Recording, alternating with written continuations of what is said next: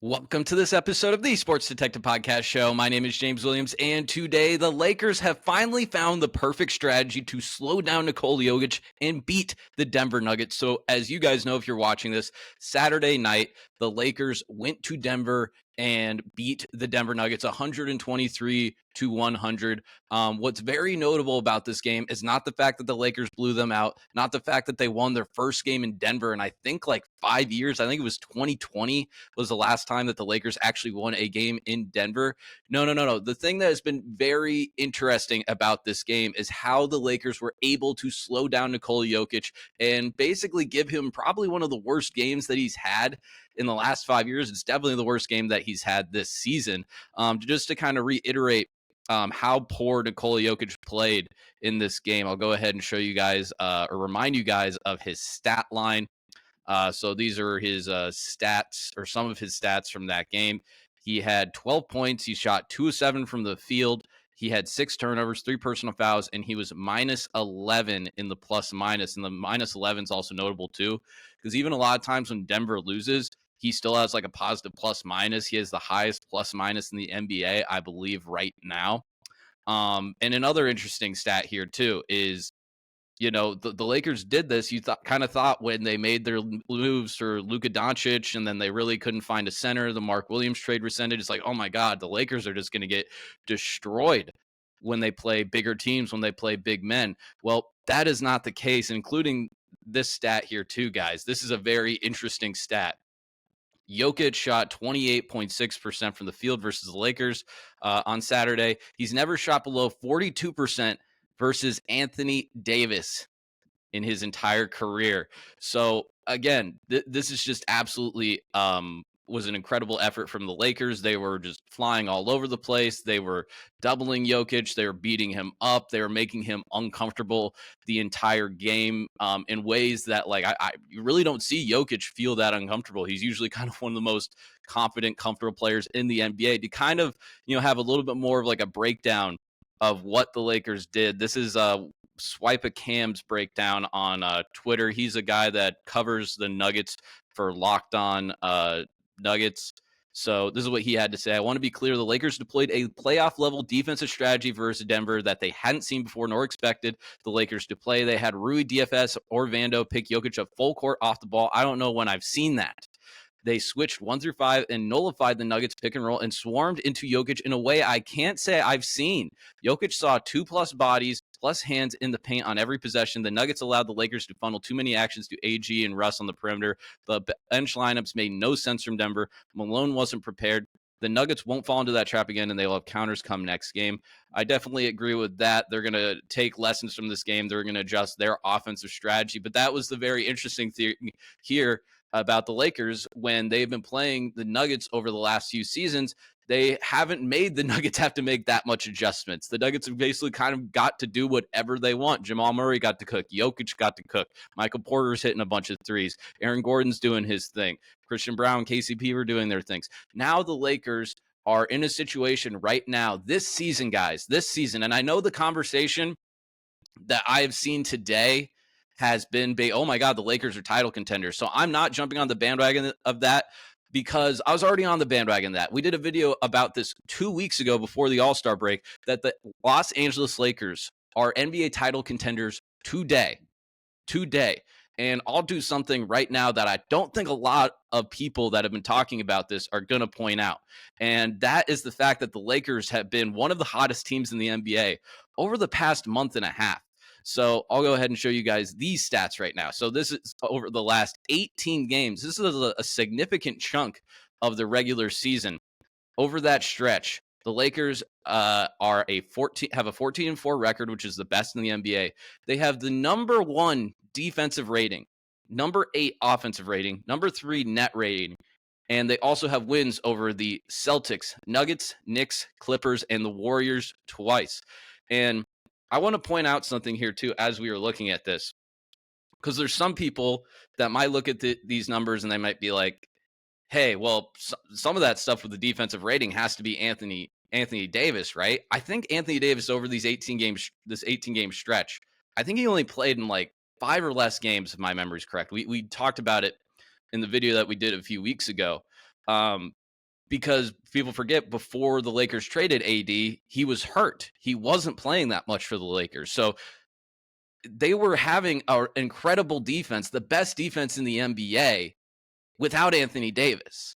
So even now you could say, because I think too, people might in the future, if the Lakers are going to go on a trajectory that some people think they might this season, let's say they go on a deep playoff run. I think a lot of people might have revisionist history and be like, oh, like they traded for Luka and then they took off.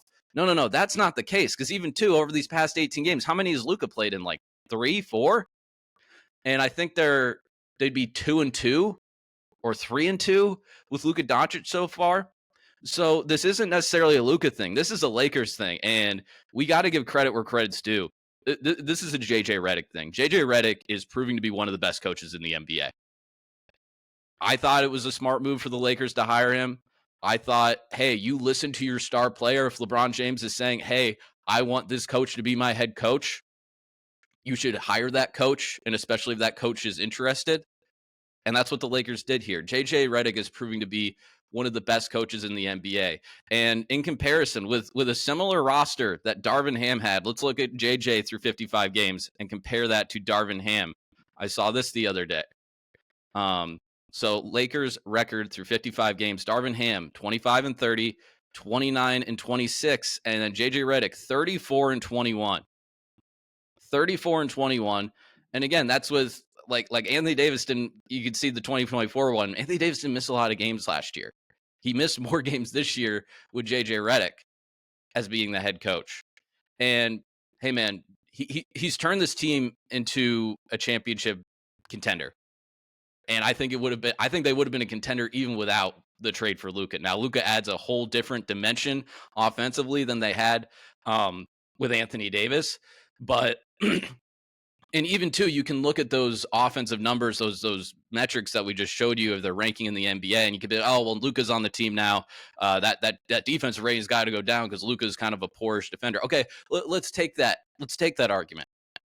How far are they going? I don't think they're dropping outside the top 5 if they keep playing with this level of defensive intensity that we've seen. And even if that's the case, they do that. Okay, Luka's going to increase the offensive rating. So I still think this team is a title contender. And this is something you've seen from day one with this team. You could see it day one of the regular season. They just came out with a different energy. Now, it took time. It took time for this team to figure it out, for everyone to buy in, to everyone to be on the same page with the same message, for them to figure out the rotations. Obviously, trading DFS for D'Lo helped. But this team reminds me a lot of the Boston Celtics from like 2 years ago. The team that, or 2 or 3 years ago now, the team that was under first-year head coach Ime Udoka. They were like 25-25 to start off the year. And then all of a sudden, February hits. This team starts buying in. Everything starts to mesh. Everything starts to fit together. And then they go on a run. They get the number 2 seed in the East, and they end up going to the NBA Finals. This Lakers team reminds me a lot of that team.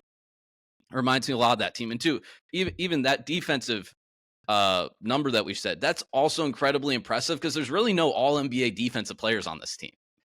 Like, there's not. Like, Austin Reeves isn't a good defender. LeBron has his lapses sometimes, even though I think he gets torn apart for defense now more than he should.